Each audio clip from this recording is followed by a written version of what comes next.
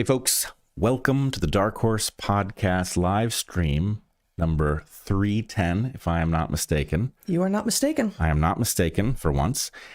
It is a gorgeous day here in the San Juan Islands. It is one of those winter days that we are famous for here, where it's actually sunny and beautiful, cold, but we are not famous for this. No, we're famous for it, whether it's a common thing or not. No, we're not. Yeah, sunny days in the San Juan Islands. 260 sunny days a year is the claim, something like that. Anyway, it's a claim. It's based largely on wishful thinking. And it's a claim that you just made up. No. It's because, see, we're in the rain shadow of the Olympic Mountains, so the rain tends to fall out. And in fact, pilots describe that there's often a hole in the clouds over the San Juan Islands. It's like you can literally see it.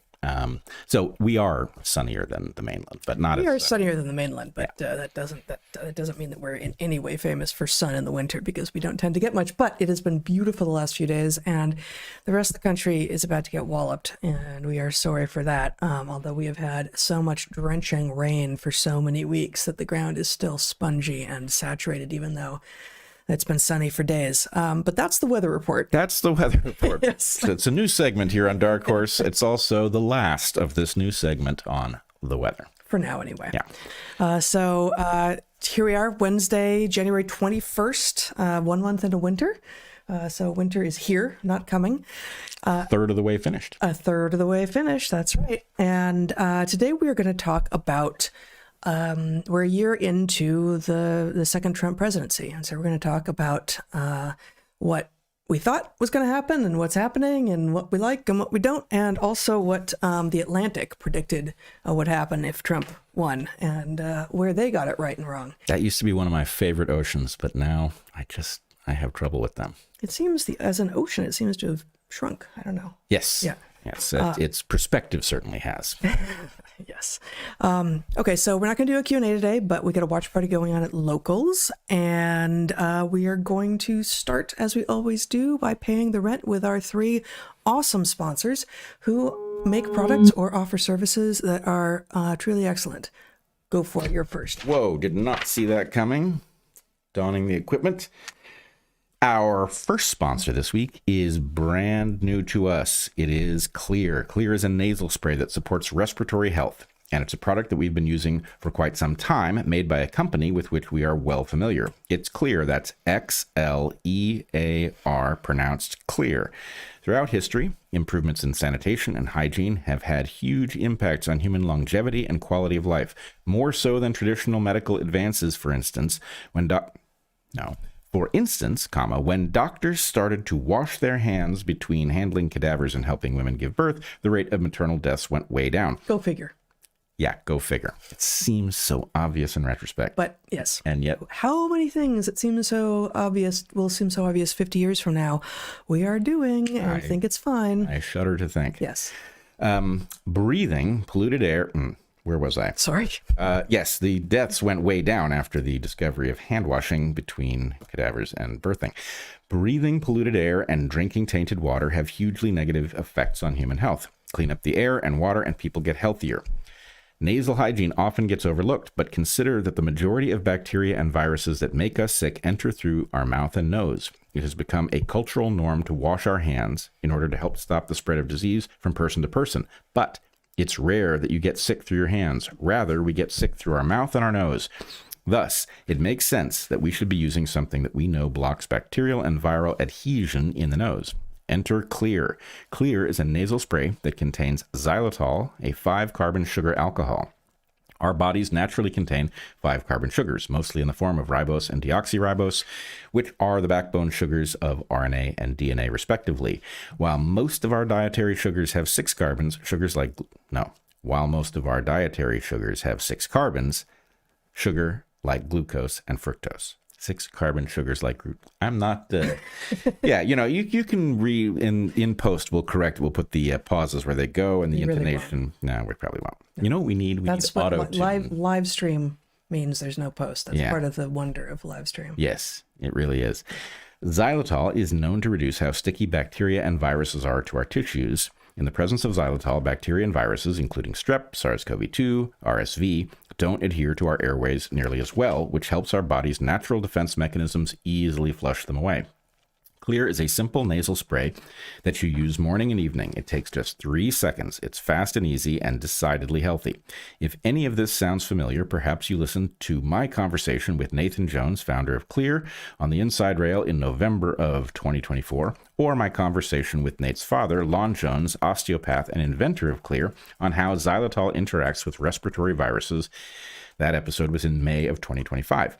We recommend those conversations, and we highly recommend Xlear as a daily habit and prophylactic against respiratory illnesses. That's Xlear with an X, X-L-E-A-R. Get Xlear online or at your pharmacy, grocery store, or natural products retailer, and start taking 6 seconds a day to improve your nasal hygiene and support your respiratory health. Man, just think of the difference if you do this, and you even fend off one respiratory virus a year, even if it's a mild one. Imagine what it would be worth to you to get rid of a cold that you would otherwise have come down with. Much better if it's flu or COVID or something like that. So anyway, it's a small investment for a big payoff. Oh, you're done. Oh, yeah. No, that was just that was a side note after at the end. I thought that was an intermediary note. That was an amusing aside. Oh, was it? No, but it was. Yeah. Wow. All right. It's better than laugh track. I'll give it that. Oh, absolutely. Yeah. I mean, I can't cry on command, but I think everyone can laugh to some degree on command. Yeah, not all that compellingly, but sure. Was I compelling? No. Good. Our second sponsor this week is ARMRA colostrum, an ancient bioactive whole food. Here at Dark Horse, we talk free. Exactly. ARMRA. A lot of that going Awesome. around. Ancient bioactive whole food. Here at Dark Horse, we talk frequently about the fact that we live in an age of hyper novelty.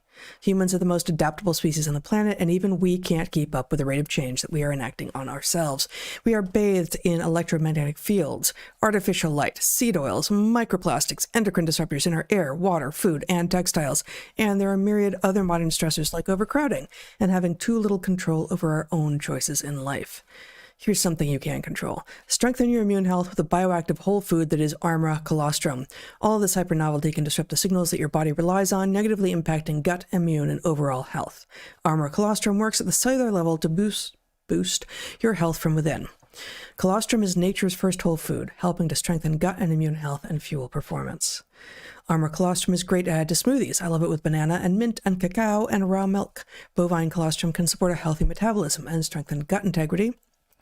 And ARMRA colostrum is a bioactive whole food with over 400 functional nutrients, including but not limited to immunoglobulins, antioxidants, minerals, and prebiotics. ARMRA colostrum starts with sustainably sourced colostrum from grass-fed cows from their cooperative dairy farms right here in the United States, and they source only the surplus colostrum after calves are fully fed. Unlike most colostrums on the market, which use heat pasteurization that depletes nutrient potency, ARMRA colostrum uses an innovative process that purifies and preserves the integrity of hundreds of bioactive nutrients while removing casein and fat to guarantee the highest potency and bioavailability. The quality control is way above industry standards, including being certified to be glyphosate-free. That's the product that is certified to be glyphosate-free. Presumably the quality control itself is also glyphosate-free. One would hope. As written, which was my sentence, I claim full responsibility. I have claimed that the quality control is glyphosate-free. Mm-hmm. You also claimed that claim. the cows have co-op dairy farms, which is very advanced, economically speaking. Yes, ARMRA colostrum starts, well, as the company starts. That's the company. I'm going to stand by Read the that sentence again. ARMRA colostrum starts with sustainably sourced colostrum from grass-fed cows from their co-op of dairy farms in the USA. There. Well, but there is the ARMRA colostrum. I'm going to defend this one. All right. I don't think it's brilliant, but I think it's defensible. I mean, I think they'll infer the correct meaning, but I have... The cows? Of course.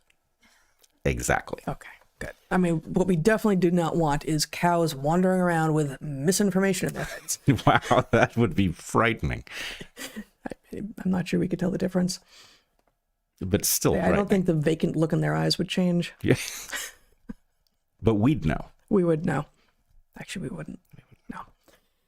The quality control is far above industry standards, including being certified to be glyphosate-free. Yes.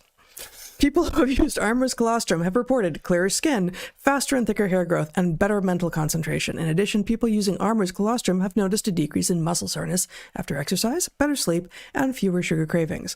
ARMRA colostrum is the real deal. We've got a special offer for the Dark Horse audience. Receive 30% off your first subscription order. Go to armra.com/darkhorse or enter Dark Horse to get 30% off your first subscription order. Once more, that's armra.com/darkhorse. Finally, our last sponsor this week is CrowdHealth. CrowdHealth is not health insurance, it's better. Health insurance in the United States is a mess, to put it mildly. From overpriced premiums to confusing fine print, endless paperwork, claims that don't get paid, customer service that is unhelpful and hostile, these complicated systems aren't functional, and they wear us down. We used to contend with this madness, but not anymore. There is a better way. You can stop playing the rigged insurance game. You can use CrowdHealth instead. CrowdHealth is a community of people funding each other's medical bills directly. No middlemen, no networks, no nonsense. With CrowdHealth, you get healthcare for under $100 a month for your first 3 months, including access to a team of health bill negotiators, low-cost prescription lab testing tools, and a database of low-cost, high-quality doctors vetted by CrowdHealth. And if something major happens, you pay the first $500, then the Crowd steps in to help fund the rest. It feels like the options we used to have before Obamacare messed everything up. After we left our salaried jobs as college professors. Oh, no. That's probably a thing. Oh, we've met them. I mean, it oh, you probably, mean like actually the art of collage? I was thinking just sort of like it's generous to call it an art, but yes, something like that. Yeah. After we left our salary jobs as college professors, we spent years buying health insurance in the marketplace. It was awful. Our family of 4 had health insurance for emergencies only, and we were paying more than $15 a month, sometimes in Portland over $2,000 a month, for a policy with a $17,000 annual deductible to a company that was unresponsive and unhelpful. Tens of thousands of dollars paid out for no benefit whatsoever. I went looking for alternatives, and I found CrowdHealth. We have now had 2 sets of great experiences with them. Our younger son, Toby, broke his foot in the summer of 2024, and I slipped on wet concrete and split open my scalp a year later. Both times, we went to the ER and got good, but expensive, treatment from the medical staff. In both cases, CrowdHealth paid our bills with no hassle. Their app was simple and straightforward to use, and the real people who work at CrowdHealth were easy to reach, clear, and communicative. It was so easy. Like, it was literally the least frustrating part of the whole experience. And usually when you're talking about insurance, which again, CrowdHealth is not, dealing with the insurance becomes one of the worst parts of whatever it is that you're needing to get money from insurance for. Not so with CrowdHealth. With CrowdHealth, you pay for little stuff out of your pocket, but for any event that costs more than $500, a diagnosis that requires ongoing treatment, a pregnancy, an accident, you pay the first $500 and they pay the rest. Seriously. It's easy, affordable, and so much better than health insurance, we can still hardly believe it. The health insurance system is hoping you'll stay stuck in their same overpriced, overcomplicated mess. Don't do it. This year, take your power back. Join CrowdHealth to get started today for $99 a month for your first 3 months using code DARKHORSE at joincrowdhealth.com. That's joincrowdhealth.com, code DARKHORSE. Remember, CrowdHealth is not insurance. Opt out. Take your power back. This is how we win. Joincrowdhealth.com. Awesome. Yes. Really awesome. They are truly, truly awesome. All right. We got, mostly we're going to be kind of riffing today. I was prompted to think, a year into the Trump presidency, about how he has surprised us in both directions and how he has lived up to expectations and not lived up to expectations, in part because back when this issue of The Atlantic came out, and it's the January-February 2024 issue, a year ago, fully a year before he took office the second time, and more than half a year before it was known that he would win the election,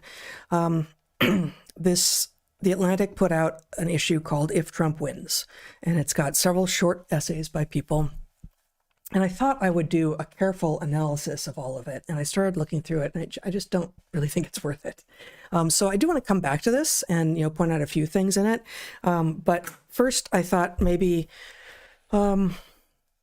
we should start by just reviewing some of what we think is not going right, and then some of what we think is going right, and then go back to The Atlantic and see where we think they didn't get it right. And then I actually want to finish, excuse me, by going back to the essay that I wrote for Natural Selections, my Substack, at the very end of October of 2024, right before the election, called something like "Why I'm Voting for Trump." It's the first time I was doing so, and I felt that it warranted an explanation in the positive, as opposed to what so many people were doing on both sides of the political spectrum. They were voting against what they saw as a major threat, and instead of voting for someone.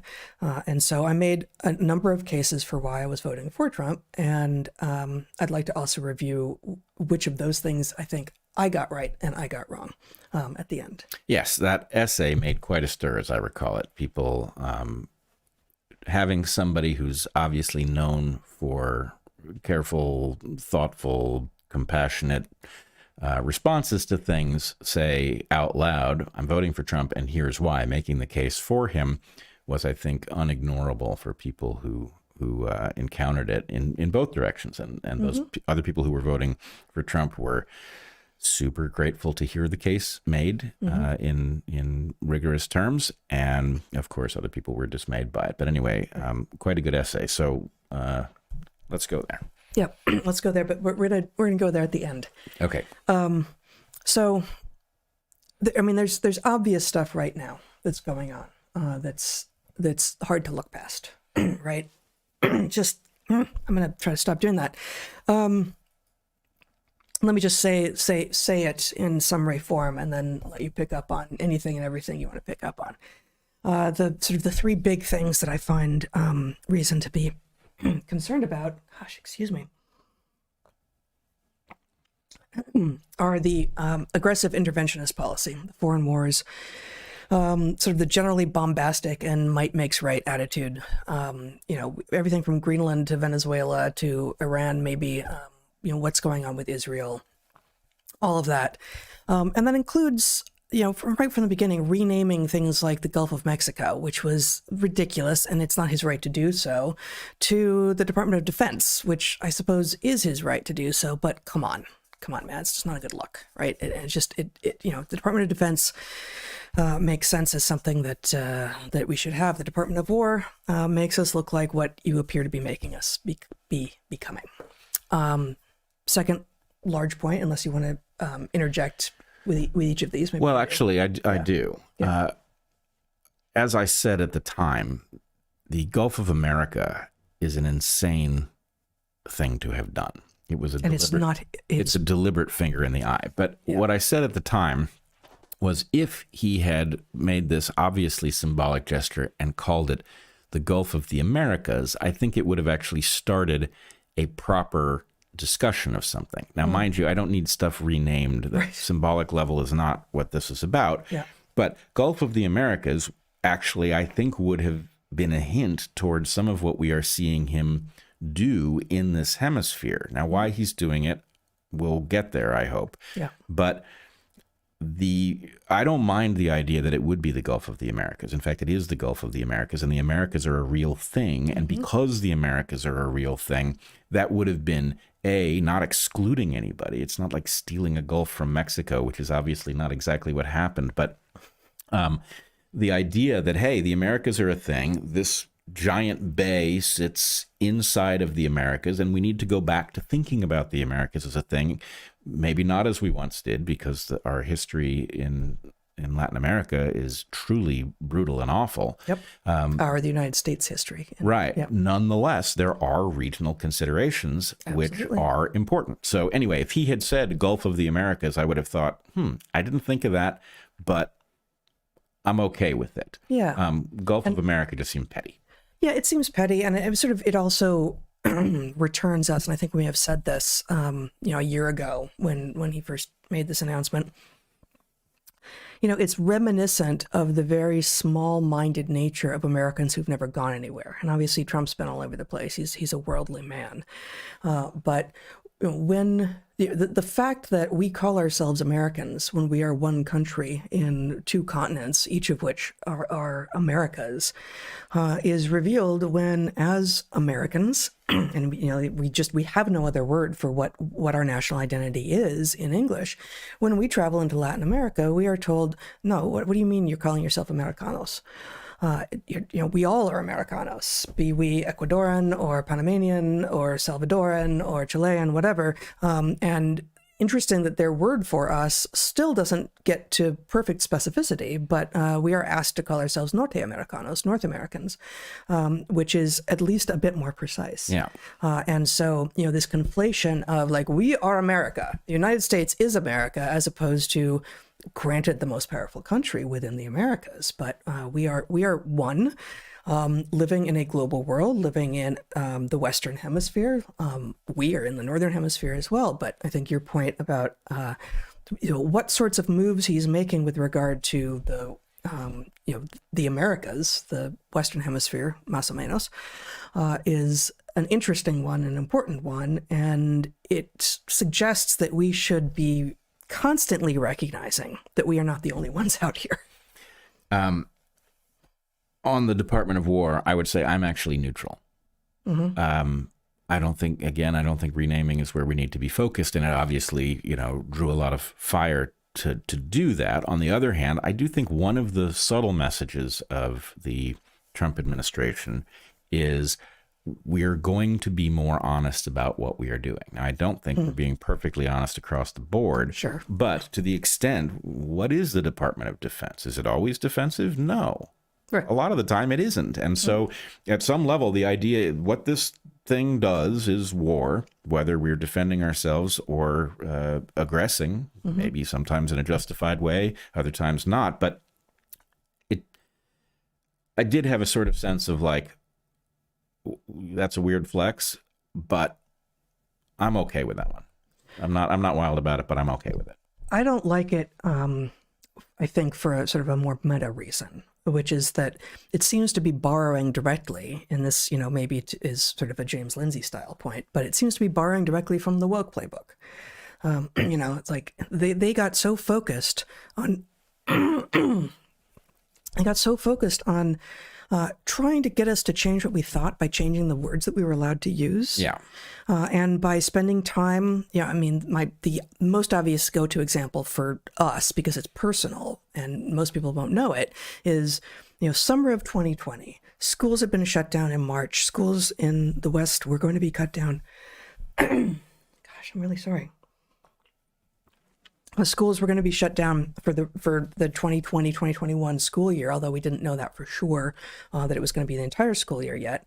And the public high school in Portland that Toby was about to start at, having graduated from middle school during COVID lockdowns, knew that part of what it needed to do, it was a big public school with a lot of low-income students, that if they were going to be doing entirely remote schooling for a while, they were going to need to get computers into the hands of the vast number of students who didn't have them.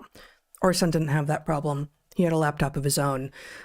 We weren't suffering in this regard, but a lot of students were going to be in trouble, and the school system already knew that. And instead of focusing on trying to get students laptops that they would need once school started, the entire summer was spent working on how to rename the school. It had been Woodrow Wilson. It had been Woodrow Wilson High for many, many decades, and it was triumphantly renamed the Ida B. Wells Barnett High School. And that was an insane use of resources and time. It was time that needed to be spent actually getting resources into the hands of underprivileged and underserved students, which is exactly what the woke left claims to be caring about, and they clearly and patently don't. And it drew the anger and ire of people who had long known this as, I knew a woman whose kids were going there, who had gone there herself when she was our age, when she was in high school in the 80s. She's like, why are they doing this? What is the point? And, she was someone who continued to vote blue. Yeah. So the idea of renaming things that are absolutely fine is a way to waste time and anger people. And I don't think it generally doesn't serve much good. Okay, point taken. Yeah. I think you're right about the analogy, but, again, any move in the direction of more honesty is probably a good thing. Okay. In the broad category of things going on in this presidency that seem questionable at best, Item 2 is that DOGE turned out to have been done very badly. The idea of government accountability and government efficiency is obviously fantastic, and we need it. I think it could have been done well. There would have been there would have been a lot of collateral damage no matter what. And we talked about that at the time as we were, holding out hope. And we haven't talked about this. I don't know where you land, but my feeling is it could have been well done. It was not. It was a total shit show, really. Took out lots of good people. And it seemed to be in service to political aims when the stated purpose was exactly to get the politics out of these systems and to clean house. And for instance, and we discussed this fairly extensively at the time, it's not just fine and legitimate, but actually a positive to review the ideologically informed grants, for instance, that the Fed is funding at the NIH, at the NSF, at the DOD, the DOW now, is it the Department of War, I guess? And try to make them more scientific and less political. That is to say, while individual grants are given with regard to particular political beliefs made, that the individuals who are deciding on grant programs may have, the programs that exist are bigger political decisions, and many of them had become either calcified to serve old aims that no longer made sense, or worse yet, had grown in these crazy ways, such that, for instance, and again, I talked about this at the time, whole degree programs at elite institutions, and presumably elsewhere too, but I chased this down at some of the elite institutions. Entire degree programs, like the MD PhD program at Harvard, are effectively entirely funded by the federal government, and yet the degrees that people get don't say NIH, degree awarded by the NIH. They say degree awarded by Harvard. And that's dishonest, and it's despicable, honestly. So I didn't know that. I thought I knew a lot about what was going on with regard to grants and granting agencies and the programs and how politicized they were, and the fact that entire degree programs had become effectively funded by the federal government is absurd. And we the curtain was pulled back. We got to see some of that, but instead, I don't think that there's actually been the follow through and the accountability of the universities to actually take responsibility for their own degree programs and not have taxpayers pay not only for scientific research, which is a common good, and I will stand for, but to actually stop funding degree programs. I don't think there's been follow through. Instead, what we see is things like Trump demanding that Columbia take a particular stance on Israel or else they lose their funding. That's explicitly political. I know it was framed in terms of free speech, but we didn't get what we were promised. We got something political instead, and it was framed as the anti-political way to clean house, and it was the opposite. So I definitely feel like I voted for DOGE and then I got something else. Yeah. And I think the most obvious indicator that this was not what it was billed as is the fact that they failed to do the congressional work necessary to recover anything from this. Yes. So what that suggests is that this was propaganda. Of course, is it better for the government to be efficient? Obviously. How much do we spend on this thing? But if you're not going to get the dividend, then it's not about government efficiency. It's about using the claim of efficiency to go after things you don't like, some of which I also don't like. But I didn't vote for that. What I voted for was, let's simplify this, shrink it down, keep the good stuff, get rid of the bad stuff, and spend less on it. Yes. And it's like, okay, so I voted for the label on the box. I didn't vote for the contents of the box, even though some of the contents of the box were all right. That's right. And I guess I will say, and I believe I've said this here before, that I personally know people who had not just their research, but their livelihoods extremely badly affected by the way that DOGE was enacted, which is to say this. It's quite one thing to look at a grant program and say, you know what, that is either politically motivated in its very framing, or the way that it is being manifested has become politically owned. And so we're going to stop that. We're not going to fund those sorts of grants anymore. We're going to take that program off the books and, maybe revisit it later, whatever. But, I know that and I'm making something up here, but like maybe there's people who've been getting grants in this program for 20 years and they've sort of begun to build some of their career on the expectation they will continue to get grants. Well, too bad. That was federal funding, and the federal government is allowed to decide that those grants are not going to be available with the next grant cycle.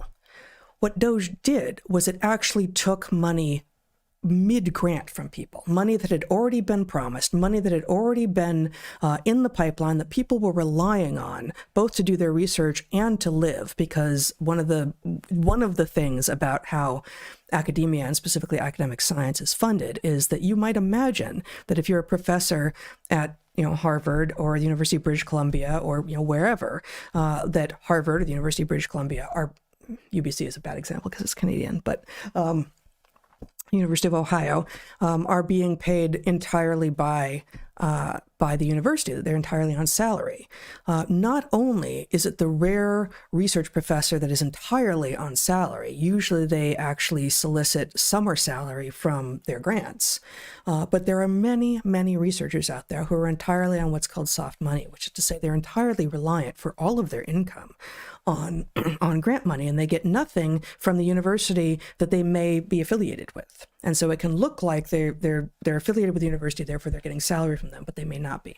None of this is any of your problem inherently, right, as a taxpayer. But if you are promised a grant that is supposed to be paying out a certain amount through a certain date, and a new administration comes in and says, actually, all those promises are null and void, and sorry, you don't get to pay your mortgage next month, that's not okay. So, promises made should be promises kept, and that's quite different from saying we're not going to fund that sort of thing going forward. Yeah. Okay, so DOGE isn't what it seemed. That's the second big negative I see in the administration so far. And then this is a big one and can go lots of places. The third of three is the apparent reliance on sort of tech bros, tech optimism, and the unnuanced embrace of algorithms and heuristics that will actually and obviously hurt people. So it feels like we have been forced to embrace a kind of transhumanism that's scaled up to an apocalyptic scale. It's juvenile. We're seeing constant conflation of complicated systems with complex systems, and it emerges from that sector of the economy that seems super sophisticated and sciencey to people who aren't thinking about it, and so people trust it, and they shouldn't. So here I want to spend just a little bit of time, and I think and I'm going to read a little bit from our friend Holly's piece on Pete Hegseth, and then you can riff on this. Okay. So I'm not going to get into the details much, but Secretary of War Pete Hegseth has declared that he is taking a sledgehammer to the oldest DEI program in the federal government, and that's the 8A program. And there's ample evidence to the contrary, that the program under attack is, while flawed and gameable, not the oldest DEI program in the federal government. So let's see. Can you see my screen? No, you cannot. That's not all that surprising. How about now? All right. Okay. So this is an open letter to Secretary Hegseth on Holly Mathnard's Substack. I have a PDF here, and I'm just going to scroll down to it's a very good piece. I recommend it. We'll link to it, of course. But here's just a section I want to read, and then have you discuss. When you examine Department of War sole sourcing, you will find that from fiscal year 2018 through fiscal year 2024, the Department of War obligated approximately $1.06 trillion through sole source awards to non-8A firms, compared with about $19.7 billion to 8A firms. That means that over 98% of sole source Department of War dollars flowed to non-8A contractors during this period. So I haven't even defined what 8A is yet, but just like take it at face value for the moment that Hegseth has said 8A program is the oldest DEI program in the federal government.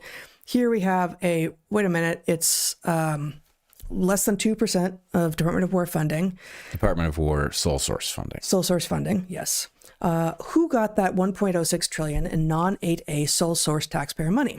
Holly writes, mostly the largest primes, Raytheon, Boeing, Northrop Grumman, and a small handful of other incumbents that face far less scrutiny on their own sole source awards than 8A firms do.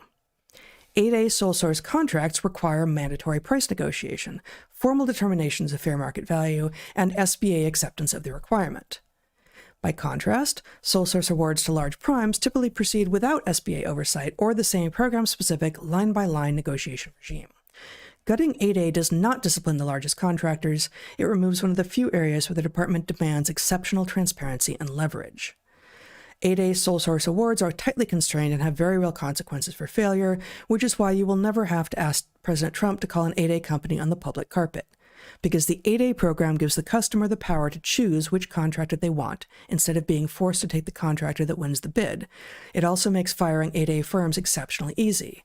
If an 8A screws up, they simply do not get federal work again. And you, on Twitter, had something to say about this as well. Yeah, I did. And what I will say is this issue is nothing if not complicated. And what I had the sense of watching Hegseth's video, first of all, I would have people notice how slickly produced that video is. The transitions, the multiple camera angles. This wasn't a Department of War secretary who has become angry about 8A and went to the public directly. This is a well-produced piece, and it's clear from the piece that Hegseth has been spun up by something about the idea that this is a DEI program, rampant fraud, and there is fraud in the 8A program. It's been established, but is there more fraud than in the rest of the Department of Defense, now War's portfolio? That's a different question. And Holly's point is it's likely to be less. It's likely to be less. Because it has so much more legitimate, regular, rigorous oversight. Right. So much in Hegseth's statement is actually upside down once you understand how the program works. Now, is there a arguably diversity orientation to the program? Yes. The largest group of grantees are Alaska Natives. We will get back to why that is, why Alaska Natives are eligible for this 8A program. But the Congress specifically rejected making this specifically about demographics and included an economic justification. So something like the third or fourth largest group of grantees are veterans, right? These are people who face economic disadvantage and are eligible for this program. So it is in error to portray this as a DEI program in the first place. Now, and unlike much of what we've seen with regard to DEI hires in the workplace, where people apparently don't have skills and don't have the capacity to do the work for which they are hired, as Holly points out, the 8A program is actually constantly assesses the work done, and those contracts that don't turn out to have been effective don't get reestablished. They don't get re-upped. Right. Now, why is this so heavily in the direction of Alaska Native grantees? The reason is apparently because the federal government did not want to give Alaskan Natives the sovereignty rights that it gave to natives in the lower 48. Why? Because they did not want to fight battles over mineral rights later on. They recognized Alaska as full of minerals that they wanted access to, and so they gave this instead. So instead of reservations. Instead of reservations, exactly. So at some level, this is a concession to a group that gave up a tremendous amount, and it does force them into competition in order to get these grants.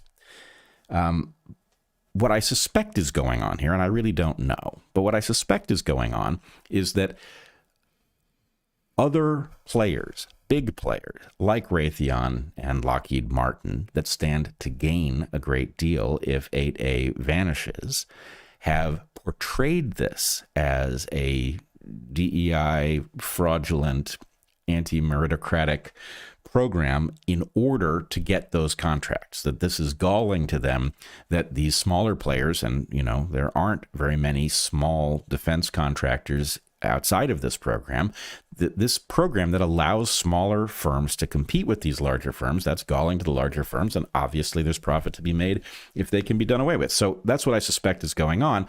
But I think Hegseth just doesn't really understand what this program is or how it works.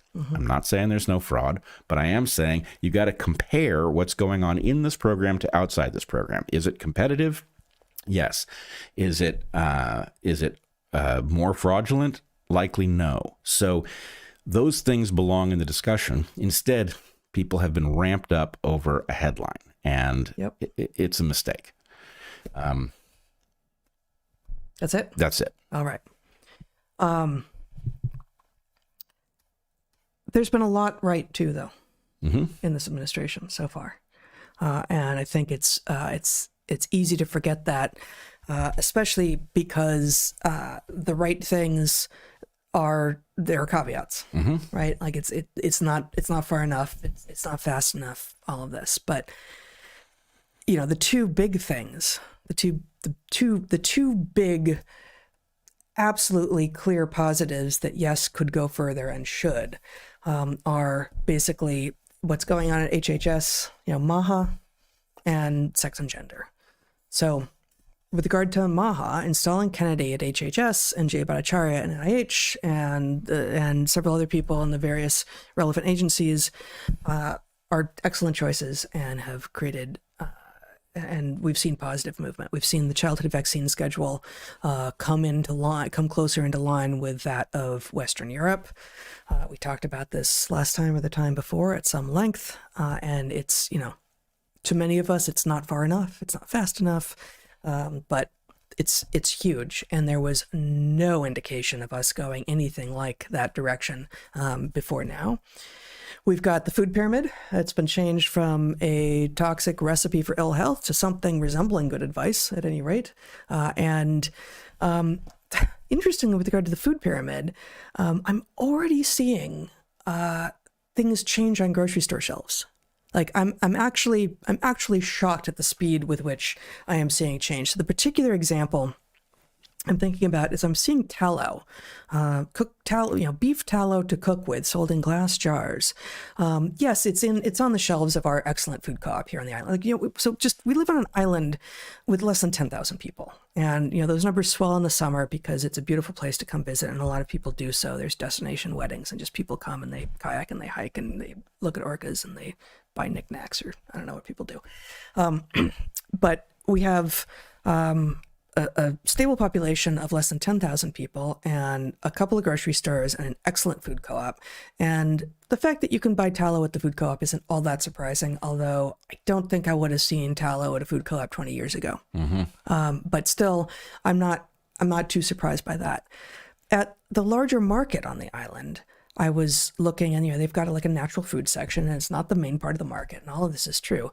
But they've got not one, but multiple brands of tallow to choose between, and that is brand new. Like, I know I didn't go explicitly looking for tallow 2 years ago or 10 years ago or 20 years ago, but I wasn't looking this time, and there it was in among the other cooking fats. And that's extraordinary. So I feel like this is a cultural shift that we're living through that has been waiting to happen. Like we were poised on the edge of ready to stop eating crap. And even people who didn't know it were ready to embrace change for the good. So I had a clip go somewhat viral from my discussion with Michael Shermer a week or so ago. I got angry at Michael for failing to understand the degree to which the change in our orientation towards, in this case of this clip, the COVID shots is not the result of the system working and, coming to understand things better. It was the result of renegades having forced the system to acknowledge something that was clear and that the system would never have acknowledged had it not been for this end run that we did through podcast land and X, more or less. Yeah.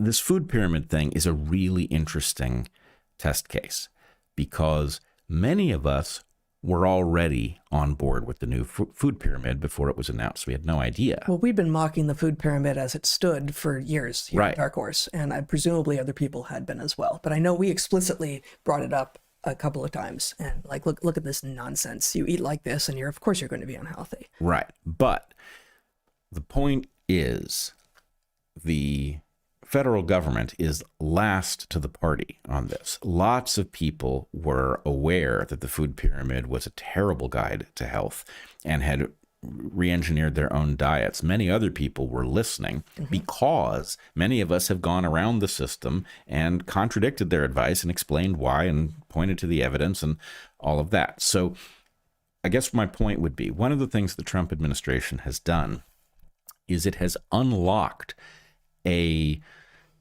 understanding of the world that existed but was not allowed into official circles. So this is, the rebels having, burst into the institutions, and, Kennedy is, of course, portrayed as a madman and somebody who doesn't understand and somebody who has a vendetta against vaccines or something like this. Yeah. It's not what's going on. And you can see this with the food pyramid. The reason that the tallow showed up in regular markets all of a sudden was that this was just waiting for the officials to finally get on board with the wisdom that had been circulating outside of the institutions for, a decade or more. Yeah.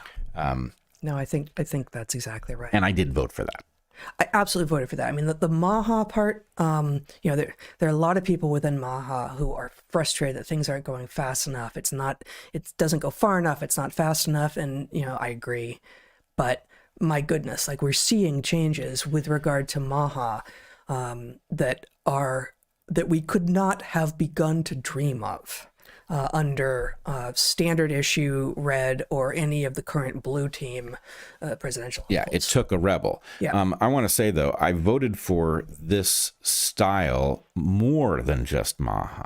Right? Yes. The approach to DEI, for example. Yes. There were many of us who understood on the outside that this is a hijacking of the system. It's anti-meritocratic. It jeopardizes every single thing that functions, and it's got to go. That was well understood by outsiders, and now it's in the top office, and it's making positive moves. On the MAHA side, though, I think it is very important to say, and maybe this is just more generally a Trump point. Trump alerted us with his book, The Art of the Deal, what his approach to everything was going to be. It is both his greatest strength and his Achilles heel, because there are many things that can be renegotiated, and you need somebody incredibly bold to pull it off. Somebody has to level a credible threat in order to negotiate for a position that we need to get to that you couldn't get to if you did the things politely. Right. On the other hand, there are non-negotiables, and I don't think Trump understands that. So what we got on the Epstein files was Trump changing his position from the one that we voted for, and then getting angry at us in the public for not accepting it. And his point was, look at all the other cool stuff you're getting. And the answer is, so what? This is a giant question mark until you resolve it. Yep. How much influence is this having over the life that we are living? How much influence is this having over the federal government? Until we've nailed that down, this is not negotiable. It has to be dealt with, and you can't give us other stuff in exchange. Yeah. So no, there's a bigger issue that is being obscured by pretending that these are all just interchangeable commodity wins or losses. Right. Right. And I think actually this is going to sound like a non sequitur. It goes back to what we were just talking about, but I think it actually plays into this. One of the biggest mainstream media lines of objection to the new food pyramid is about the full fat dairy recommendations. Yep. Right. And even though it's become clear that, the war on fat that was waged by Kellogg's presumably and other big processed food purveyors that encouraged Americans to be eating carbs, and to focus less on protein and to be really, really worried about fat was misguided and a problem. And yet, obviously, an extremely high fat diet is going to contribute to you getting fat. Like that is true, even though in general, fat doesn't make you fat. It's all the crap and all the carbs in combination with a little bit of fuel in the form of fat that will. Wait. Go on. Okay. It's not clear. It's not clear to me that a high percentage of fat in the diet makes you fat. A high amount, a high total amount. Yes, I did not mean to say. I didn't say percentage. I did not mean to imply percentage.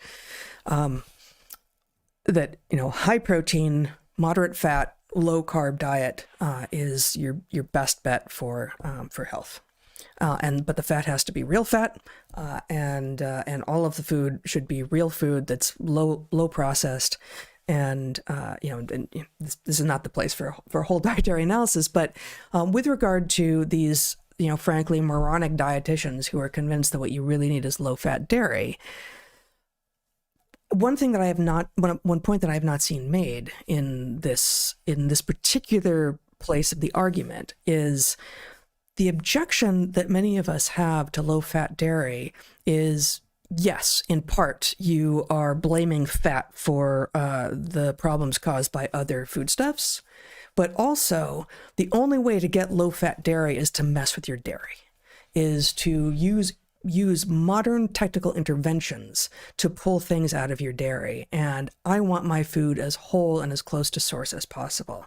This is part of why I want to be able to buy raw dairy, right? There is no low-fat dairy that hasn't been messed with to some degree. An exception being that you can natively skim cream off the top of milk, not pasteurize it, not homogenize it, and end up with cream over here and lower fat milk over here. But that's not any of the dairy that people are arguing about. Right? So the low-fat dairy proponents are effectively inherently arguing for the technologizing of our food, which is part of what those of us in MAHA are saying, actually, no, thank you. Also, the government doesn't get to tell me that I don't get to eat real food.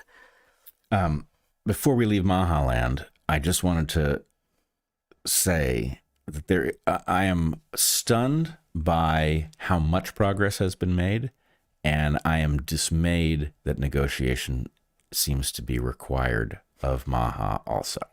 Yeah. And, I don't know how Kennedy does it, because I know he understands that every time he negotiates something away, it means people are going to be maimed because of it, right? If we say, well, nobody wants to take away your COVID shots, we just want you to have a choice, that means some doctor and parent are going to inject some kid with a COVID shot that he doesn't need, that's going to result in a radical shortening of his life.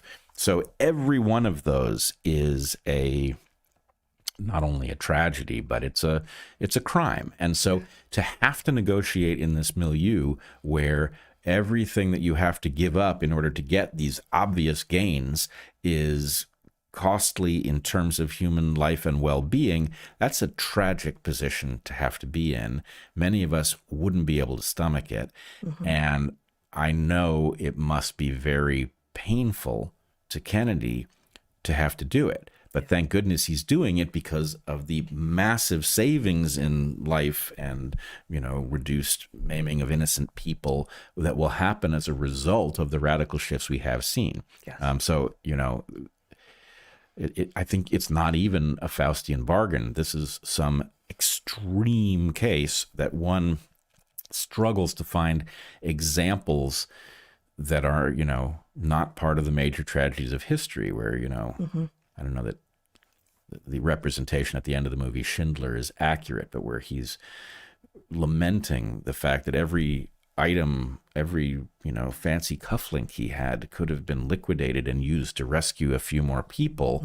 And so it's kind of like that, right? We're in this extreme situation, and the idea that negotiation is possible over these things is great in one way because of all of the hardship that will be avoided. But wow, is negotiation not where we should be when it comes to human health and well-being? It's just, it's shocking. Yes, indeed. The other obvious big positive, and I'll return to this a couple of times as we talk about the Atlantic issue on what will happen if Trump wins, written 2 years ago, published 2 years ago, and also my piece as to why I was voting for Trump in this last election, is he put out these executive orders early on. We talked about them like in day 1, 2, 3 of his presidency that embraced the reality of male and female, finally. Just, it should have been so simple, so obvious. I can't believe we got here to this level of confusion where still, and as we talked about on the live stream last week, you've still got people, elected officials, refusing to say what a man or a woman is and claiming that you can switch sex if you're a human, which you cannot. And frankly, everyone knows that. Yep. Everyone knows that. So these executive orders state what male and female are, reveal the unchanging nature of men and women, and downstream of that, we see men still trying to force their way into women's sports, into women's locker rooms, into women's domestic crisis centers, into women's prisons, all of this. But that particular scam is beginning to fail because there is so much now governmental support for reality on this topic that the scammers, that very few of them are actually confused about what they are. Most of them are scammers trying to get access to something they should not have access to. And most people are now waking up to the reality that that's them getting away with shit they shouldn't get away with. And we shouldn't have needed anyone to thank for that, but under Biden, and before that, even under Obama, we had the beginnings of support for this, and under Biden, we had a full-fledged embrace of the nonsense that is reality denying, and certainly that would have continued under Trump's competitor Harris. Yes, absolutely, and this just simply required somebody willing to endure the slanders that would be hurled back. And, you need a Trump-like person to do it, right? You just need somebody who isn't going to listen to that stuff. Yeah, right. And then I guess a third item on my sort of what's going right is obviously fraught, and it'll come up again here when we go through a few of the things in the Atlantic. But, we have borders for a reason. Yep. Right. We need borders that are actually defended. And obviously conflicts between ICE and protesters is getting a lot of media play right now. And some of it's very bad. And we're going to come back to a story that Rogan mentions that you responded to on Twitter. But the fact is there are legal ways to come into the country. And legal immigrants don't want illegal immigrants here any more than citizens do. So yep. This is not an anti-immigration stance. This is if you are actually arguing for no laws or borders whatsoever, own it. Own the fact that you are arguing for the end of the nation state and for pro-anarchy, or grant that borders exist for a reason, and you are going to support the laws to allow people to legally immigrate and not support people who do so illegally. Yes. Are we going to do that Rogan piece? Because it will lead to the things I want to say on that topic. Let's, we can do that. Let me just find, I wasn't going to do that right. Oh yeah. So, okay, let me segue first into, so this January, February 2024 Atlantic issue of Trump Wins, there's a whole bunch of pieces in it. And I'm not going to really read from any of them except for one. On page 24, we have, I know the order that numbers go in. The Specter of Family Separation by Caitlin Dickerson. And this is, it comes with a terrifying picture of a child, a Honduran asylum. I didn't send this to Jen, so you guys can't see it that well. But a Honduran asylum seeker child being, terrified perhaps by border police. And, the piece is terror inducing. Right. And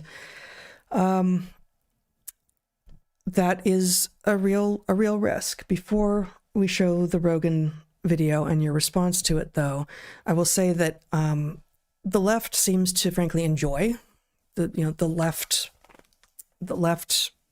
in which I still sometimes feel to be a member, seems to enjoy telling stories of families separated at the border by Trump. But Democratic presidents have presided under separations quite a lot as well, and they never tell those stories. So there's a political slant to which stories they do and do not want to tell, even when the stories sound identical. So there's a dishonesty in the reporting. That said, we're talking about right now, and there is chaos happening right now and injustice. Yes. So if you would show, Jen, the Rogan talking about one such story. Then they start showing up at Home Depot. Instead of like looking for gangbangers, looking for criminals and cartel members, they go to whatever's easiest pickings so they can get numbers up. There's do you know Ed Calderon? Do you know who he is? He worked. He was a Mexican military guy who now is an American citizen, but he reports extensively on the cartels, and just was telling me some horror stories about ICE raids. And one of them was they took this guy who had been brought over here when he was a baby, but didn't have American citizenship. His family, came over here illegally, lived here for 20 years, can't speak Spanish.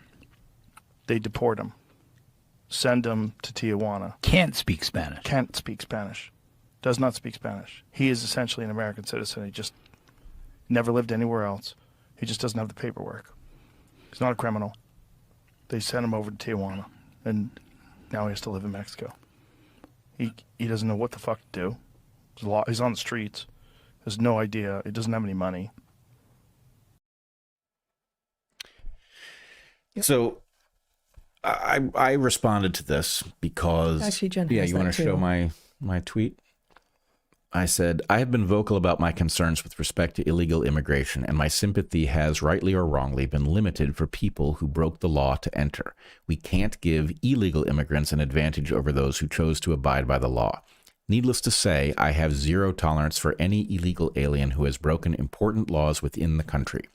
But a person who was brought here as a minor, especially a baby, is a different matter entirely. Such people didn't break the law, and deporting such a person once they have grown within our country and our culture is inhumane. I did not vote for that, and it should obviously stop, along with the harassment of citizens who don't happen to be carrying their papers. This is out of control. Yeah.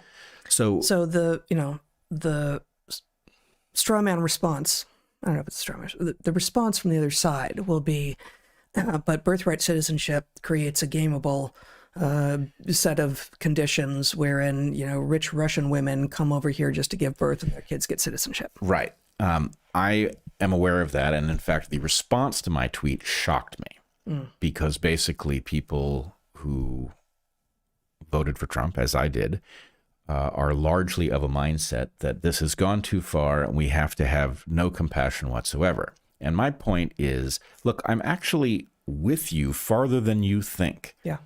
My feeling is there are lots of productive illegal aliens in the country, and my sympathy for them is truly limited because we have lots of people who'd like to come into the country and are trying to do it legally. And to have a system where, we look at individual stories and, try to make exceptions. My feeling is no, we should figure out how much immigration is good for the country. That should be our litmus test. Is it good for the country? We should set that number, and we should have a process that works well. And then we should have zero tolerance for anybody who does otherwise.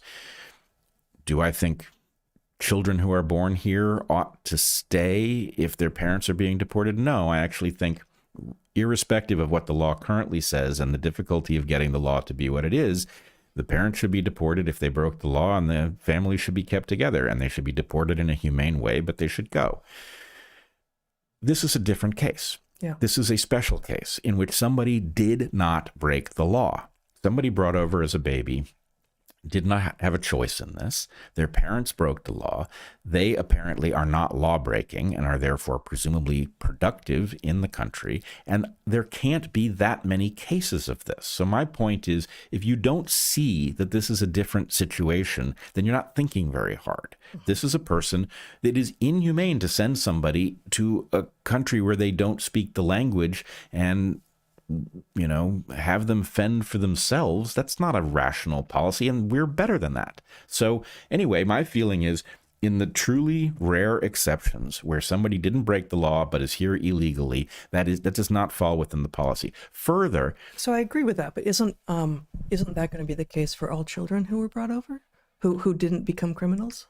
Like, well, none of the children who were brought over broke the law by being brought over. yes, but first of all, if you were brought over at 15, that's a very different situation because Yes. you have your home culture. Yeah. If you're brought over at 2, my feeling is if you haven't been breaking the law while you're here and you're brought over at 2, that's the answer. And it's not that big a population that we have to worry about it. Well, the argument has to do with what humans are, right? That we are the products of our environment. And if you are culturally American, sending you back to Mexico because you are ethnically Mexican is cruel and inhumane. Yeah, it's not really back, is the point. It's back in one regard and not in the one that matters primarily. So it's inhumane. Let me just say, I have one question about the story as Joe reports it, which is that people coming over from somewhere in Latin America and bringing their baby with them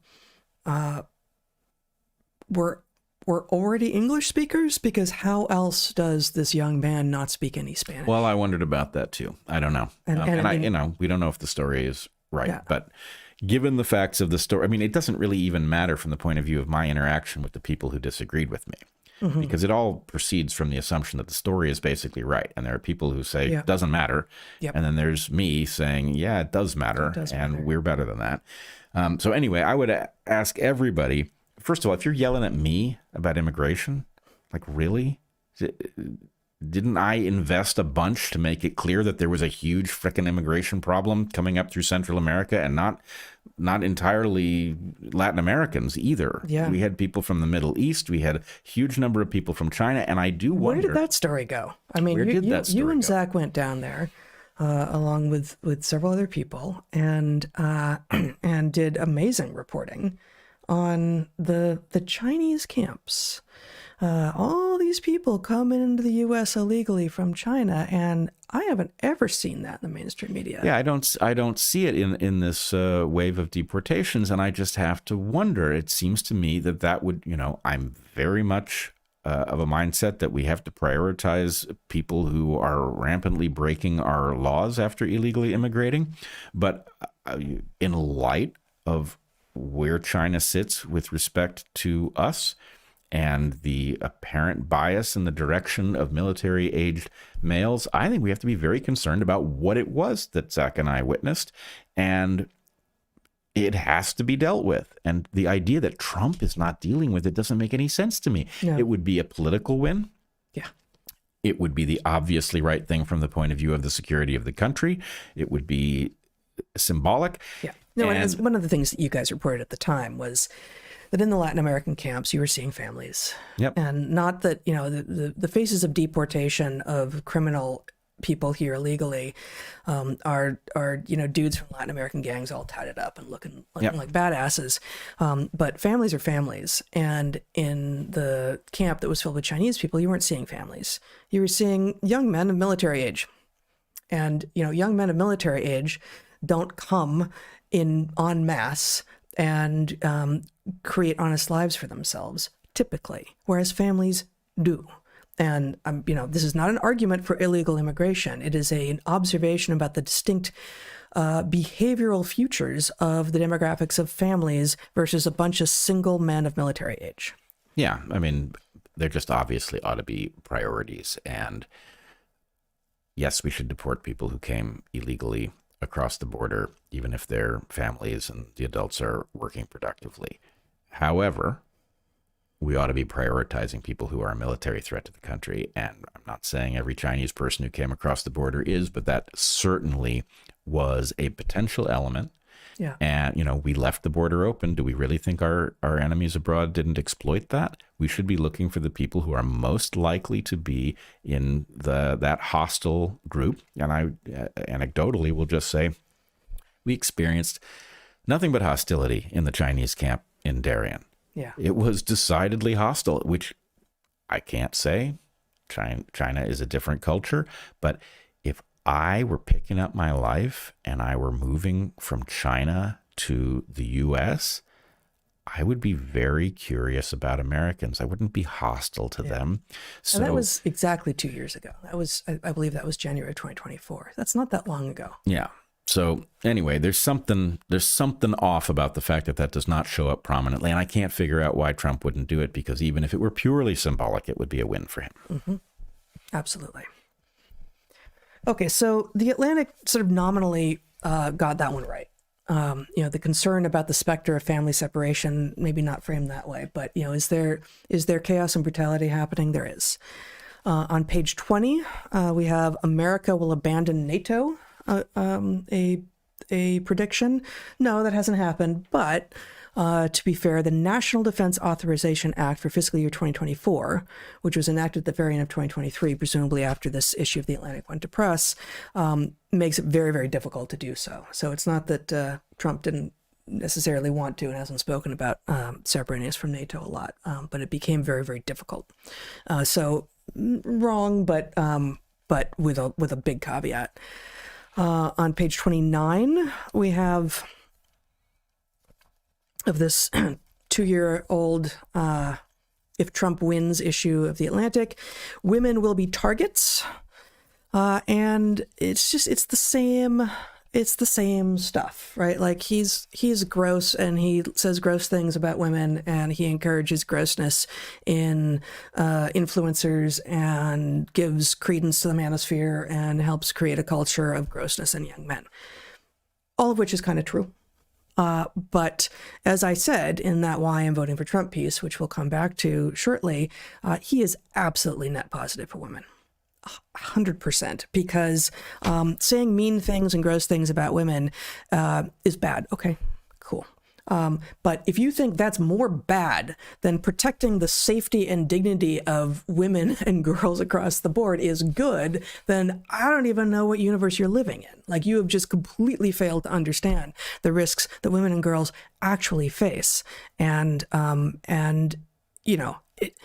if having mean things said to you or about you is the highest bar that you can imagine for bad things that can happen, you've been living in a really sheltered world and you should get out more. Yeah. Okay, so that's, wrong. We have on the next page, and, I'm skipping a bunch of them, but we have climate denial will flourish. Well, it would be really, really fantastic if we could take politics out of the science and actually fund and encourage scientists to do research that might come up with different answers and not be forced to then slide those answers under the carpet and pretend they never did the research. Because is our climate changing? Yeah, it is. Is it anthropogenic? Partially, sure, probably. To what degree are the changes that we're seeing anthropogenic? We don't know. Because we haven't been allowed, people who do this kind of science hasn't been allowed to do the work that would actually find those questions out. Most of the work is model-based, which means you feed in your assumptions and you get your assumptions out the other end and you claim that's results.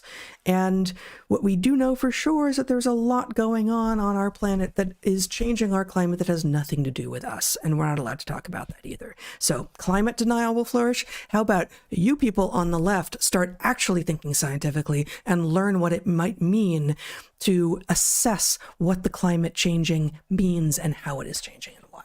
Yeah, 100% agree. There is climate change, but we have bigger dangers, and what we don't have is science capable of telling us how significant anthropogenic climate change is. Yep. There's lots. It's not that we don't have the capacity as a species, it's that we're not being allowed to do it. No, and we've got science that's only allowed to reach one conclusion. Yeah. So that's not science. That's not science. Yeah. On the next page we have, and I'll just put this up, is journalism ready? Not if you're at The Atlantic. No. Like, nope, because you stopped doing journalism, guys. This is on you. Like, start journalisming again. Consider that, and then watch your audience come back. Like, that'll be amazing for you. You'll actually grow your subscribership again if you actually start doing journalism. Is journalism ready? No, because you stopped doing it. Journalism is dead, but that's not on us who are questioning what you're saying. It's because you're not doing journalism. MJATA, make journalism a thing again. a thing again. Yes, good. Next page, man, they really got going. When science becomes a slogan. Can you imagine the people at the Atlantic who brought us the most biased and crappy so-called science reporting during COVID of any of the major players? Like, even the New York Times could not hold a candle to the Atlantic with regard to the really ass backwards reporting on COVID. Is when science becomes a slogan. Yeah, you did that. That was you. And so, do you have a problem on the right where a lot of people, I don't know, my right, on the right, where a lot of people are saying, screw it, no more science for me, I'm out because science keeps lying to me? Yeah, that's a problem. You know why? Because you have people on the left going, I follow the science. In this house, we believe in science, and you don't. You believe in authorities in lab coats and nice grants and fancy degrees telling you what to do because you like to follow instructions. That's not science. It never has been. So you've got the abuse of science on the left and the rejection of bad science on the right. And there are still a bunch of us out here going like, actually, guys, we're going to need the science. We're going to need to be able to do science. All of us should be able to think scientifically, and we can. But not when you have this stupid, insane war between reject all science because it sounds like that and accept all science, except I don't know what science is, and I'm accepting something that isn't science after all. So, like, when science becomes a slogan, how dare you? What a bunch of nincompoops. Yeah, totally. Bunch of nincompoops. Okay, I'm going to skip a few because it's just too many. No, wait, I skipped too far. Page 43, a plan to outlaw abortion everywhere. No, that was never his plan. Are there some people in the United States who would like to outlaw abortion everywhere? Yeah, of course there are. There always will be. That was never Trump's interest. I don't know that he actually cared at all about Roe v. Wade. I don't know that he cared about that issue at all. Was he pandering to some degree to his constituents, but also listening to many constitutional law experts who said that's bad law, that's not going to stay on the books forever no matter what, and you're going to need to send it back to the states? I don't know what his justification was in his first term for putting the people on the court that he did and knowing that that would end up overturning Roe, but it wasn't that he was gunning for abortion. He really, I believe, was interested in sending it back to the states. And does that mean that in some states it's now very, very difficult, if not impossible, for women to get an abortion? And it wasn't nearly as difficult, if not impossible, before? Yes. But good people who know the law say that Roe was bad law. And that is actually distinct from the question of whether or not you feel that it should be your right to have an abortion. And when. And so, again, we have, some people on the right having a very extreme position and some extremely vocal people on the left having an extreme position that is, frankly, disgusting to almost everyone to hear, and that's not helping. Yeah. The idea that you should be able to have an abortion until the moment before you give birth at your whim is reprehensible to basically all human beings. And the idea that you would celebrate an abortion, no one reasonable celebrates such a thing. And yet, I feel that it should be a right early on for women. But I don't think that any normal human being would be celebrating such a choice if they had to make it, if they felt that they have to make it. So, nope, Atlantic, wrong on this. If Trump gets into office a second time, this again published 2 years before now, there will be a plan to outlaw abortion everywhere. Wrong. Okay, so it goes on and on and on. But the one of these that I wanted to read a little bit from seems to me kind of the encapsulation of this, what I insist on calling the pseudo-liberal mindset that has helped us arrive in a place where the Atlantic could publish so many things. They got it right in a few places, but a lot wrong. Even a broken magazine is right a couple times of administration. Well, the Aunt Applebaum piece on NATO was, I think, right in spirit, and I can't remember who wrote about the specter of family separation, Caitlin Dickerson, and there were some other pieces that right, but in part, what has happened, and I am not the first to say this, but I have been saying it for a long time, is that we have placed the neuroses of women front and center in the American consciousness. And that doesn't mean that we've placed women's interests front and center. Far, far, far from it. We have placed the neuroses of women who are interested in being vocal and active front and center, and allowed those neuroses to triumph over reality. And my line of evidence here is this piece. On page 60 of this Atlantic issue from 2 years ago, predicting what would happen if Trump wins, it's called The Psychic Toll by Jennifer Senior. I'm just going to read a few paragraphs. There were times during the first 2 years of the Biden presidency when I came close to forgetting about it all. The taunts and the provocations, the incitements and the resentments, the disorchestrated reasoning, the verbal incontinence, the press conferences fueled by megalomania, vengeance, and a soup song of I'm going to have to read that one again because it's good. I'm going to start over. Yeah. There were times during the first 2 years of the Biden presidency when I came close to forgetting about it all. The taunts and the provocations, the incitements and the resentments, the disorchestrated reasoning, the verbal incontinence, the press conferences fueled by megalomania, vengeance, and a soup song of hydroxychloroquine. I forgot almost that we'd had a man in the White House who governed by tweet. I forgot that the news cycle had shrunk down to microseconds. I forgot even that we had a president with a personality so disordered and a mind so dysregulated, this being a central irony, that our nation's top executive had zero executive function, that the generals around him had to choose between carrying out presidential orders and upholding the Constitution.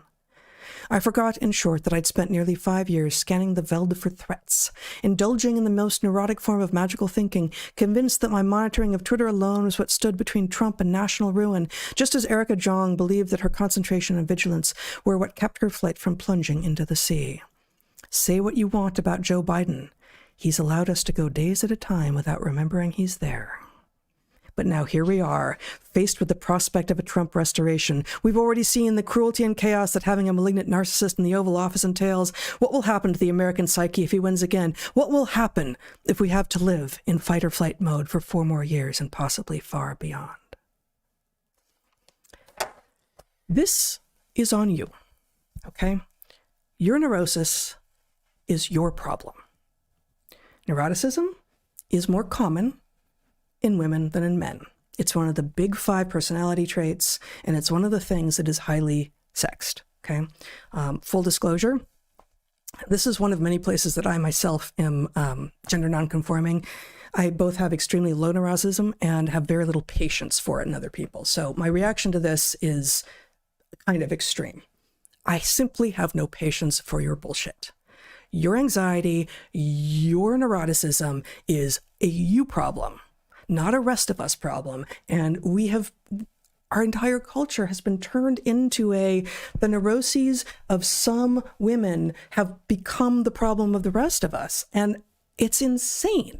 It's just insane. So neuroticism is broadly speaking, having a negative reaction to events as they happen, tending towards negative emotions rather than positive ones. So things like fear, anxiety, anger, and sadness. People high in neuroticism are more likely to have negative interpretations of events, greater difficulty dealing with stress. They're more likely to lash out at others and conclude that ordinary situations are impossible or untenable. So of course, women who are on average higher in neuroticism are going to be more likely to view what they already see as a negative as world ending. The sky is falling. But it's in their power, your power. You are the individual who's experiencing this. It is in your power to reframe your response to it. And that doesn't mean that you may not want to make change in the world, but your neuroticism, enough that it actually shows up in the Atlantic's issue about what will happen if Trump wins, we're all going to have a psychic toll. We're all going to be neurotic. No, we're not. Even those of us who are displeased with what is playing out and don't like a lot of what is happening can do so without the anxiety and the fear and the anger and the, frankly, insanity that you are inflicting on the rest of us. You aren't allowed to make a you problem and our problem, and yet you're doing it. And it is our, not just our right, but our responsibility to resist your neuroticism from taking over more. Beautifully said.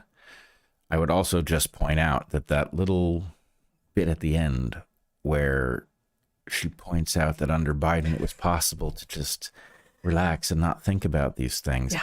This is the problem with being governed by neuroticism, is that it's what you've decided to freak out about. And the fact that you weren't freaked out about a demented president sitting in the White House with the capacity to launch nuclear weapons, presumably because somebody else wants them launched and he doesn't know enough to say no. Everything that happened over COVID under the Biden administration, you're choosing to freak out about this thing because somebody's wound you up over it. Yes. And you're choosing not to freak out about this other thing. And you have to compare them, right? Yes. When it came to Joe Biden, there wasn't much there. He was gone. And you can tell if you just look at a comparison between his speeches at the end of his presidency and compare them to Joe Biden from 20 or 30 years ago. Or 10. Even 10. Yeah. It's obvious what had happened, and you chose not to freak out about it. So anyway, neuroticism is both your reaction and the fact that it's pointed at some things and not others. Right. That's totally arbitrary, and we can't live like that, as you say. Yeah, that's right. So the last thing I want to do is just go through the main points. In my original piece, Why I'm Voting for Trump from a year and a half, 14 months ago, not read the whole piece, but I think I split it up into sort of 5 main points. Well, I have a couple other things. And I don't need to go there yet. Yeah, I have a couple other things that I wanted to say before we do that. Great. One is I want to talk a little bit about foreign policy. I want to talk about what's going on with Iran, and I also want to talk about Venezuela. Okay. Now, when it comes to Iran, this is a place where I absolutely didn't vote for this, and I know it. I do not feel that it is in the United States' interest to attack Iran, and it is especially in our interest to avoid going to war with Iran. So the bombing raid on Iran seems to have worked the first time without precipitating a wider war. On the other hand, I remember, Gulf War I, and then I remember the quagmire in Iraq years later. So there's a pattern. The neocons and now the neo-neocons have Iran on their list. It's next. It has to go. The United States has to fight this war, and we are told that it is in our interest. And frankly, if the neocons say it is in your interest, that's like the CDC telling you how to avoid COVID, right? It's upside down and backwards. The neocons are not on our team. I don't know if that's because they're entirely delusional or they're actually effectively working for somebody else. But the point is, no, war with Iran would be a terrible error. And Trump is obviously contemplating it. We had a false start last week, which I take to have been strategically clever.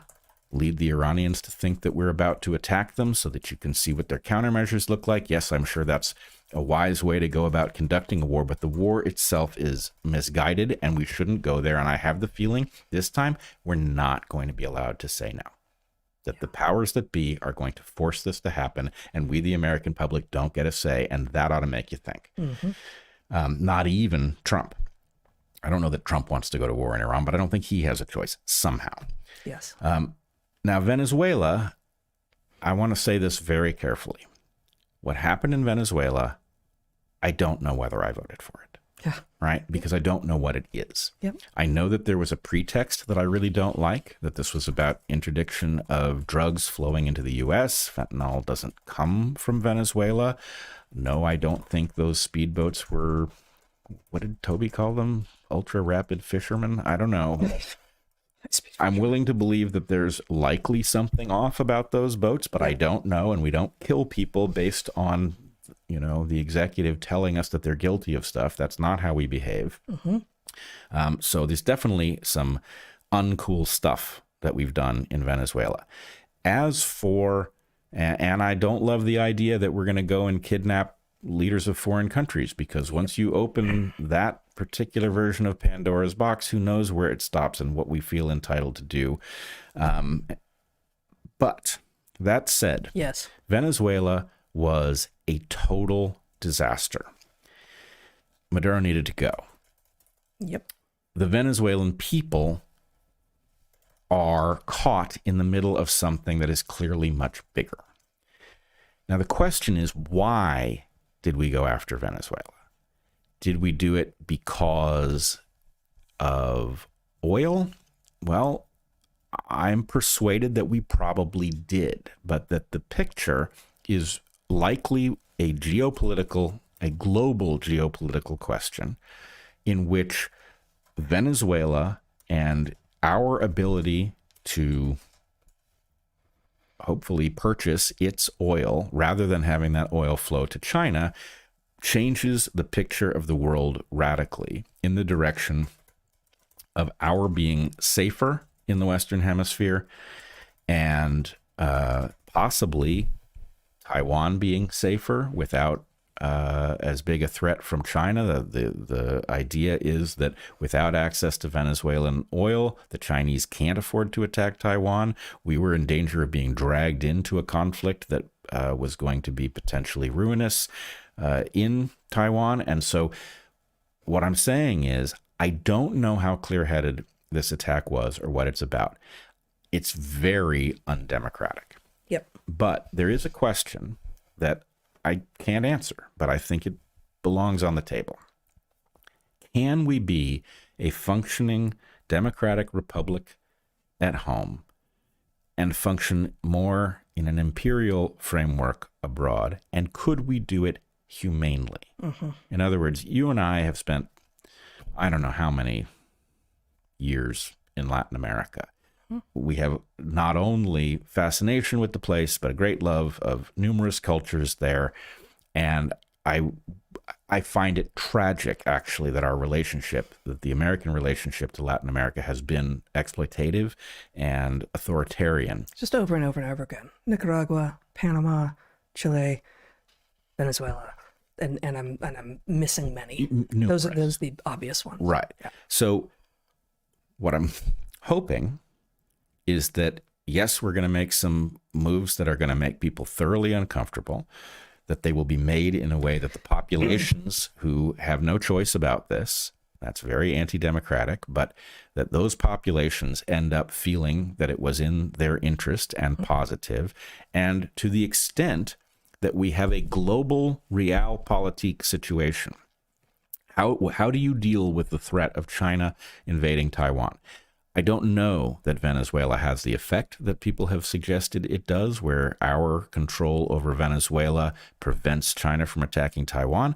But if so, that may well end up being net positive for planet Earth. And I am definitely for us being a democratic republic at home and us abiding by those principles 100%. Our Constitution, I think, is incomplete. It's got some flaws, but overwhelmingly, it's the best document on planet Earth, and I want us to live by it, and we haven't been. So that's a problem.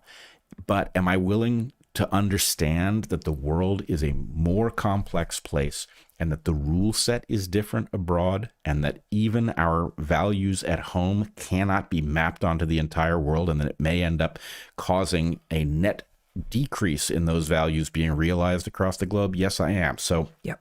If this was well thought out and wise somehow on the Trump administration's part, and it ends up working to the advantage of the Venezuelan people who were frankly suffering terribly, then I did vote for it. If, on the other hand, this is more bravado and it's going to be turned into, a vassal state and we're going to extract from them in a way that the population now suffers in a new way under our hegemony, then I didn't vote for it. Yeah. So I'd love to know the answer to that question, and I don't. I agree. I agree with everything you said. And let me just add an anecdote, one that you're familiar with already, which is, having interacted with people in several of the nation states in Latin America who have suffered because of the interventionist policies of the United States in the past, I watched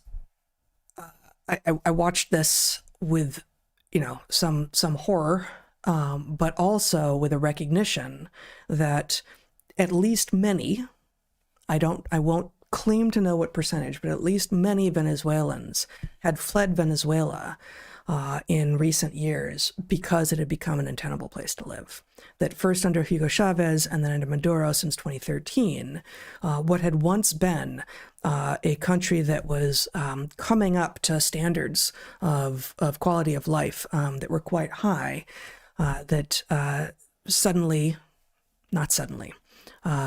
under Chavez and then under Maduro, conditions got worse and worse. Goods weren't available. Inflation was rampant. Corruption was on the rise. And there had been a movement in the right direction, and now there was movement in very much the wrong direction. And specifically, it was 10 years ago, actually, that we spent 11 weeks in Ecuador with our sons and 30 students leading study abroad. And when we were in Cuenca in Ecuador, a colonial Spanish city, in the Andes for a couple of weeks while students did homestays in Spanish language and we did some day trips and such. I met a Venezuelan family who had escaped on foot, if I remember correctly, from Venezuela and had opened up a restaurant. I found myself in the restaurant and I took you guys back there and I had several conversations with these people. These had been professionals. These were, and I didn't find my notes. I didn't know exactly where we were going to be going here. But if memory serves, I think, she was a veterinarian and he was a judge or something. Like they had been upper middle class professionals in Venezuela, and they had an adult, a young adult son or daughter as well, who was helping run the restaurant, who had been in college, was just trying to figure out what they were going to be doing in the world. And they'd had to escape. They felt that they were at risk, that they were going to be having their belongings taken from them, because that was the kind of state that Maduro was creating. And he wasn't the first to do so. He had inherited such a set of policies from Chavez before that. So I, for 10 years, have had this knowledge in me that Venezuela is failing its people, and that Maduro was failing its people and failing his people, failing Venezuela's people, and that it would be better for Venezuelans were it under a different kind of leadership. I don't know if this is the way to do it. It certainly feels that abducting the leaders of other states is a bridge too far. But that doesn't mean that this won't be net positive for the people of Venezuela. Right. I would agree. Yeah. Did you have more? Nope. I think that's it. We're going to go to your piece, and then I have one thing at the end. Okay. Fair enough. Okay. So can you see my screen? Awesome. Amazing. Well, wonders never cease.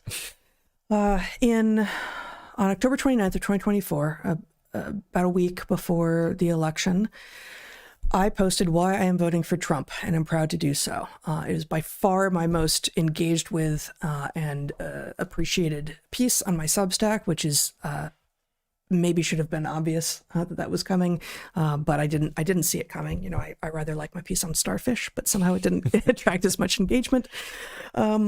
So, I begin just this way. I'm not going to read the whole piece at all. But 8 years ago, I couldn't imagine that I would ever vote for Trump. 4 years ago, I considered it, but opted against, voting third party instead. I voted for Tulsi Gabbard. This year, I am voting for Trump. There are many Americans who have followed a similar path. Last week's Dark Horse made a case for Trump, but I am still met with dismay and disbelief by some family and friends. Increasingly, what I hear is this: I understand that you can't possibly vote for Kamala, but what are the reasons to vote for Trump? Here's one set of answers. So I'm just going to go through the main categories first and then work back up to point out where I think I got it. Either I got it wrong or right, or maybe I had it right at the time, but conditions have changed. The first one was Trump is not owned. The second is Trump is taking counsel from truth-speaking patriots. The third broad reason is Trump is better for Americans. Trump is better for women. And finally, Trump is better for America and for its core values. So in reverse order, is Trump better than the alternative over in Team Blue for America and for its core values? I still say net yes. I don't even think this is close in light of the fact that we had a non-president followed by a candidate who wasn't supported by anybody and was an empty shirt. Well, and one of my pieces of evidence here in advance of the election is that the Biden administration literally formed a ministry of truth, short-lived though it was. Its formal name was the Disinformation Governance Board. The Biden administration defined and took a stand on mis, dis, and malinformation, definitions currently housed at the site of the Cybersecurity and Infrastructure Security Agency, and I named them. So, the evidence is there. This is a place where, although I didn't point out how Trump has been positive in this regard, because I don't think there have been any executive orders or explicit places. The standing against DEI and wokeness is just the tip of the iceberg with regard to actually standing up for our Constitution. And the First Amendment is a key piece that obviously he's better than the opposition. So that was the last of my reasons, and it still stands. Trump is better for women. Yes, we already talked about this. But the recognition that male and female are real categories that can't get turned into the other in mammals, and that allowing men in a dress into a domestic crisis center or a prison is barbaric, is obvious, and somehow Team Blue didn't get that. So I would argue on the substance, he is leaps and bounds better. And Absolutely. what is being responded to is pure symbolic stuff. So I made a point in this piece of not saying anything about Harris. It was just too easy. But there was so much being written then about what an incompetent know-nothing she was. But remember Brat Summer? Right? So this was, this sort of hapless, vapid, banal embrace of the lowest form of female sexuality as a stand-in for an embrace of womanhood and femininity. If that's good for women, I'm done. I'm not interested. So yes, not interested in being in on the private conversations Trump has with his bros about women. I'm sure they're gross, but on the substance, it's way better for women. So that's two points on which I believe I was correct. This one, Trump is better for Americans. This is a little bit more nuanced, right? There's the border, there's border protection, there's prices. The prime rate isn't really falling like I expected it would. Inflation is still bad. There's a lot of people still suffering. I think less than they were under Biden, but this is a mixed bag. Well, I think we don't know. I think we don't know yet, but the Venezuela move, which may be, depending upon what it was, could be thoroughly unjustified, would still, I think, be net positive for Americans. The amount of oil that Venezuela has and the likely impact of our access to it, especially as a new energy crisis looms in light of the demand for energy that is obviously inside of the AI revolution. Yes. So the battle is on, and it is about energy, and oil is clearly a big piece of that puzzle for now. If fusion showed up maybe 10 years into building reactors, oil wouldn't be such a big player. But for the moment, it's oil. Yep. And so from the point of view of the well-being of Americans, I think that may end up being a strongly positive move, whether or not it can be justified. Yep. Yeah, I agree. I just think we don't know this one yet. We don't. Yeah. But I'm still hopeful. Yep. Okay, so that was 3 of, I think, 5 main points. Maybe it was 6 that I'm making here. Number 4, Trump is taking counsel from truth-speaking patriots, specifically Kennedy and MAHA. And I write, Kennedy sees the death grip that big pharma, big food, and big and big ag have on the American people. We've already talked about this, but this is all moving in the right direction. The sway that the neocons and... But that's not this point. This is going to be the final point, is the sway. Well, I guess what I would just say is I see a tension. There are a number of factions. So let me just... Trump is taking counsel from truth-speaking patriots. Well, that's true. Yes, he is. Yes. And yes, he is. And we've seen really excellent excellent changes afoot already. My first point, however, Trump is not owned. I wrote, Trump is not the nominee for the Republican Party of old, just as Kamala is not the nominee for the Democratic Party of old. Dick Cheney has endorsed Kamala Harris, and all the neocons are becoming Democrats, saying that Trump has suffocated the soul of the GOP. Traditional power is scared and is concentrating in the modern Democratic Party. Trump doesn't answer to the power brokers of either party. He is his own man, and he is what you see is what you get. I don't know if that was true when I wrote it. I hope it was. I don't think it is anymore. And I think this, to your point about the neocons switched again. Like they clearly have sway. Well, they are at this point. I think they are clearly indifferent and agnostic to party. Oh, of that course. they have an agenda, and Right. the point is, wherever the power is, they'll be there and have their voice in the president's ear. Yep. But I do worry. I think Trump intended to be his own man. Yeah. And that we don't know what happened. There are ways in which he is still his own man. But again, in the idiom of negotiation, I think it feels like somebody said the equivalent of, Mr. President, congratulations, well done. There's certain things you can do, and there's certain things you can't. And then I don't know what was said that gave that weight. I mean, I don't know that it was said at all, but it feels that way. There are certain places in which, our belligerence with respect to Iran, this was the no new wars guy. Mm-hmm. So what happened, right? The Epstein files, why the turnaround? Yes. So anyway, I think there's a ratio. How free is this person? Mm-hmm.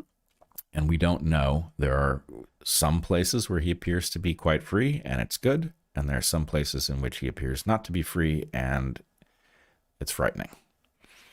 I absolutely agree. I stand by this piece that I wrote, and I very much prefer him to the alternative. But my very first point in it, which, maybe it's ranked, maybe not. Those are 5 important points that I made. And I think the very first one is the one that is least true. Mm-hmm. Trump is not owned, I wrote.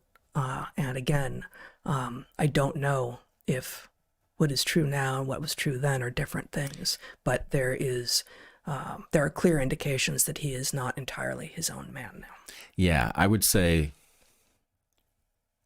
it depends on your definition of owned. Yeah. He's not as free as he might be. All right. I had one last thing. I wanted to connect the question that was raised by Hegseth regarding 8A with the midterm elections, as I did in my tweet on the subject. Okay. There is a concern that whatever Hegseth is being spun up over, and whatever the ultimate reason is that he's being spun up about this, and he is spinning up the public, giving a very a cartoonish portrayal of what the 8A program is and why he's taking a sledgehammer to it. There's a danger in his approach that could cost Trump his presidency, literally. Mm-hmm. And it has to do with the fact that the 8A program is overwhelmingly benefiting rural voters. It is a profound influence on the well-being of the state of Alaska. And so in the sledgehammering or Hegsething or whatever it is of the 8A program, he could change the will of the electorate with respect to the Senate. So it is very likely in the midterms that the Democrats will regain the House, which means that they will impeach the president again with near certainty. They can't convict him if they don't have the Senate. And so if Hegseth creates, changes the will of Alaska, changes the balance, by empowering the urban centers and putting a finger in the eye of rural people, veterans. If he ends up costing Trump the Senate, or the Republicans the Senate, then it is very likely going to result in this president being removed from office. And that is obviously a spectacular loss. So what I urged in my tweet and what I urge now is for Secretary Hegseth to go look at the complete picture of what 8A is, what the comparison is between fraud inside the 8A program and the rest of the defense budget. And an honest reading will lead him somewhere very different than he is. I'm not saying it doesn't need to be fixed, but this is a mistake, and it's a mistake based on a cartoon portrayal of this as yet more DEI when that is by far not the full story of the 8A program. So anyway, I've said my piece, and I think people need to pay attention to the fact that it is connected to the fate of the Senate, which is connected to the fate of this presidency ultimately. Well, on that happy note, it's January, and a bunch of you are about to get thwacked by major storms. And I feel bad for those people. I hope you do fine, and that the grids don't go out, and that there's not too much accumulation of ice as they're saying there might be in the south and the middle of the country. We will be back next week, same time, same place. Wait. Hold on. Yes, we It will. occurs to me that in light of what may be about to happen in the East and in the South, And in the central states. that we are going to have a confusion Oh boy. brewing Okay. because an ice storm could be a reference to immigration, or it could be a reference to snapped power lines and broken trees. At the very least, we should expect some good cartoons. Well, I think for the foreseeable weather future, we should refer to an ice storm that involves actual ice as an ice storm, and an ice storm that involves immigration as a shitstorm. Okay. That was a long way to go, but there's something there. There is something there. Consider it amongst yourselves. Yeah. So check out our sponsors this week. That's Xlear with an X, Xlear, and ARMRA and CrowdHealth. And until you see us next time, be good to the ones you love, eat good food, and get outside. Be well, everyone.